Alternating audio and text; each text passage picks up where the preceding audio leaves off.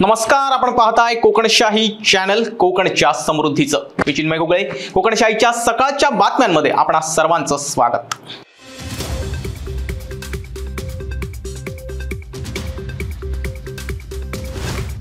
सिंधुदुर्ग नाभिक संघटनेमार्फत जिल्ह्यातील सलून व्यवसायामध्ये परप्रांतीय कामगार वाढत असल्याचं दिसून येत आहे. हे कुठेतरी थांबलं पाहिजे, यासाठी आम्ही कठोर भूमिका घेणार असल्याचं सिंधुदुर्ग जिल्हा नाभिक संघटनेचे जिल्हाध्यक्ष जगदीश चव्हाण यांनी स्पष्ट केलंय.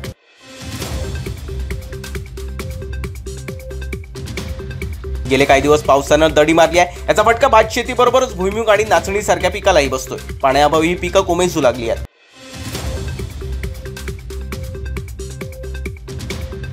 शिक्षण मंत्रालयानं शालेय शिक्षणासाठी नवीन राष्ट्रीय अभ्यासक्रम जाहीर केलाय. या अंतर्गत आता बोर्डाच्या परीक्षा वर्षातून 2दा घेतल्या जातील.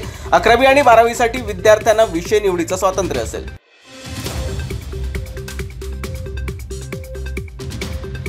परताप वेगानं जाणाऱ्या कारची धडक बसल्यानं झालेल्या अपघातात तुळस येथील दाम्पत्य जखमी झालंय. हा अपघात गुरुवारी सायंकाळी 6 वाजण्याच्या सुमारास मळगाव येथे घडला. विजय होडावडेकर आणि विनीता होडावडेकर अशी त्या दोघांची नावं आहेत.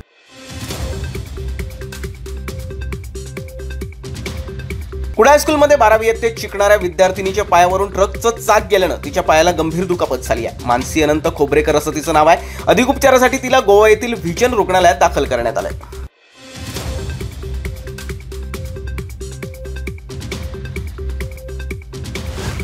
आणि याबरोबरच कोकणशाहीच्या सकाळच्या बातम्यांमध्ये इथेच थांबतोय. पण तुम्ही मात्र दिवसभरातील अपडेट्स आणि ताज्या घडामोडी जाणून घेण्यासाठी कोकणशाहीचं YouTube चॅनल आताच सबस्क्राईब करा. फेसबुक पेज लाईक करा आणि इंस्टाग्राम पेजला फॉलो करायला विसरू नका. धन्यवाद.